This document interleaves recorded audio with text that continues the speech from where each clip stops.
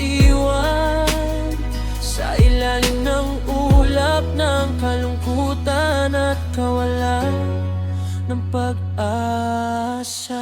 Sa gilid ng kama, mag-isa, oras ang kalaban, alaala ang kasama. Pinilit kong maging sapat sa'yo, kahit unti-unti akong nauubos habang ikaw palayo ng palayo.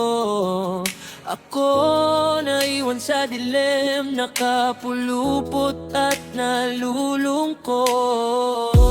Hindi ko hiniling maging bayani, gusto ko lang sana maging tahanan mo palagi. Pero sa kwento mo ako ang aral, hindi ang dahilan kung bakit di ka lumabang kahit konti.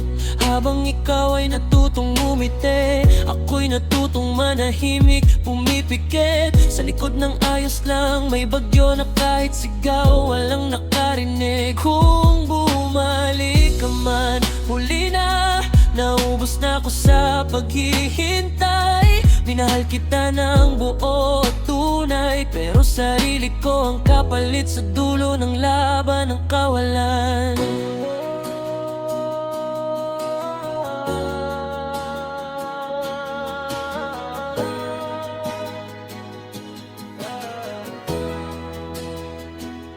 Pagod na akong buhatin ang multo ng kahapon. Kung may natira mang sakit sa'kin, ito na lang ang paalala na ako rin ay tao na nasasaktan ng totoo.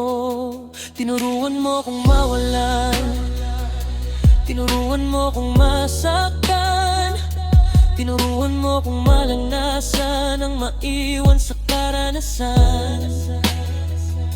Natutunan ko na lahat ng nang umiiwan at iniwan ay walang karapatan. Balikan pa ang nakararana na mamagitan.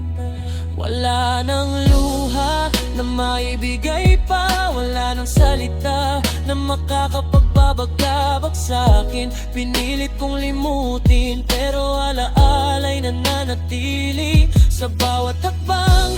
Ikaw ang alaala na sumasagi. Ngayon ako'y nag-iisa pero matatag. Hindi na ako mahihila sa multo ng kahapon. Sa wakas natutunan ko na ang pagbitaw ay hindi kahinaan, kundi kalayaan at ang aking kapakanan.